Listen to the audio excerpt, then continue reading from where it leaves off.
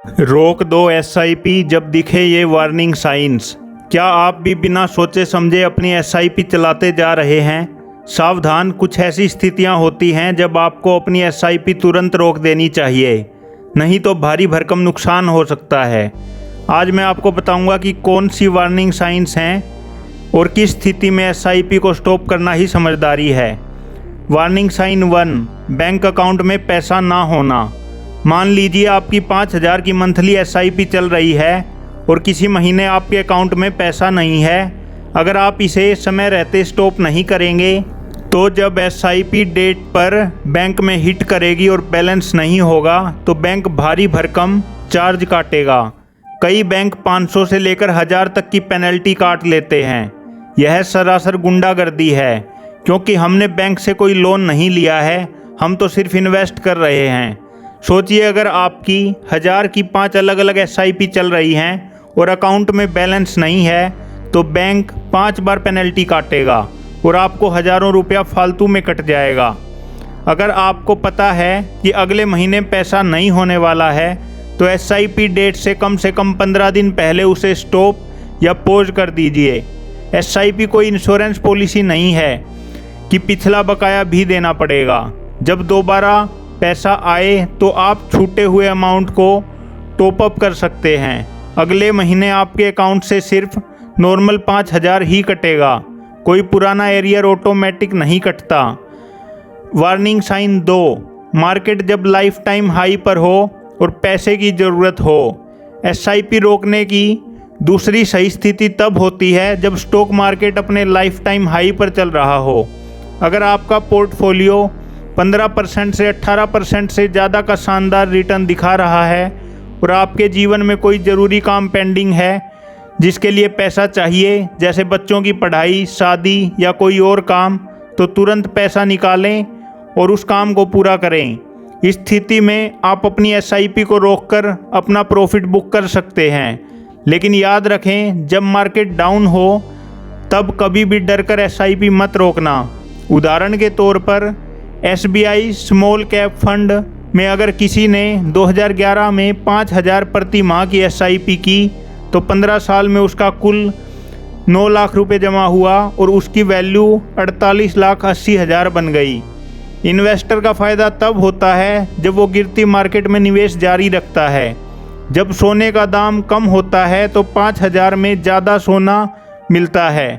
जब NAV 186 से गिरकर 155 तक गई तो जिसने उस गिरावट में ख़रीदा उसे आज सबसे ज़्यादा बेनिफिट मिल रहा है। इसलिए गिरावट में पैसा और झोंकना है, रोकना नहीं है। वार्निंग साइन 3, गलत फंड और AM का चुनाव। अगर आपको 10,000 या कोई भी अमाउंट 15-20 साल के लिए इन्वेस्ट करना है तो एक डाइवर्सिफाइड पोर्टफोलियो बनाना ज़रूरी है। फंड चुनते समय हमेशा AUM मतलब कि एसेट अंडर मैनेजमेंट चेक करें। जिन फंड का AUM 30,000 करोड़ से लेकर 74,000 करोड़ जैसी बड़ी स्कीम का हो, जैसे निप्पॉन, HDFC या SBI स्मॉल कैप, शुरुआत हमेशा वहीं से करें। 500 या 1000 करोड़ जैसे छोटे AUM वाले फंड में जाने से शुरुआत में बचें। पहले 500 से छोटी शुरुआत करें, जब समझ बढ़ जाए तब बड़ा पैसा लगाएं। आप चाहें तो एक निफ्टी 250 इंडेक्स फंड भी अपने पोर्टफोलियो में रख सकते हैं। Warning sign 4, PLI and insurance loss.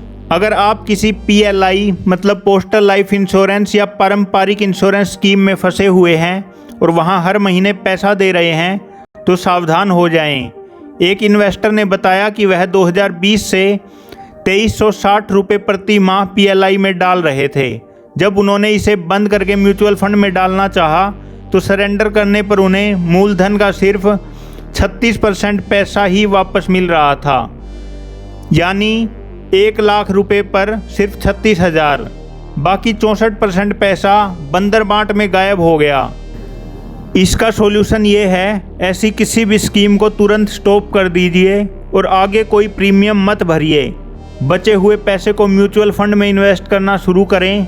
अपने नुकसान के खिलाफ RTI लगाएं और अधिकारियों से सवाल पूछें कि आपकी मेहनत का पैसा गया कहाँ। व्यूअर के लिए कुछ ज़रूरी सवाल जवाब देख लेते हैं। पहला सवाल है, क्या फर्म या कंपनी के नाम पर म्यूचुअल फंड में इन्वेस्ट कर सकते हैं?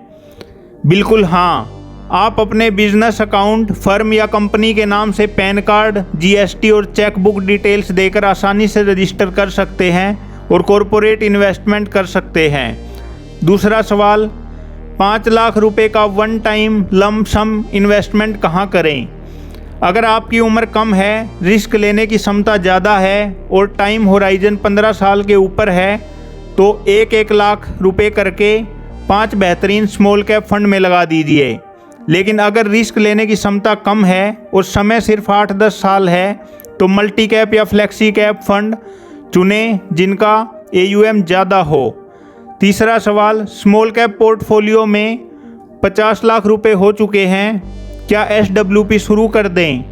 अगर आपका पोर्टफोलियो 10 साल से पुराना है और आपको पैसों की ज़रूरत है तो आप सीधे वहीं से SWP यानी कि सिस्टमेटिक विड्रॉल प्लान शुरू करके मंथली इनकम ले सकते हैं।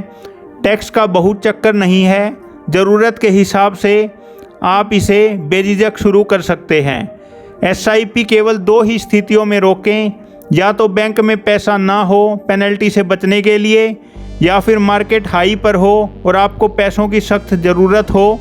इसके अलावा गिरावट में कभी भी SIP बंद ना करें। अगर आप अभी तक म्यूचुअल फंड SIP शुरू नहीं कर पाए हैं तो पहले अच्छे से रिसर्च करें, पढ़ें और समझें। जब 1 सप्ताह में समझ आ जाए तो सिर्फ 500 रुपये से एक छोटी शुरुआत करें। सीखते रहिए, आगे बढ़ते रहिए। वीडियो अच्छा लगा हो तो इसे लाइक और शेयर ज़रूर करें। Thank you so much and जय हिंद।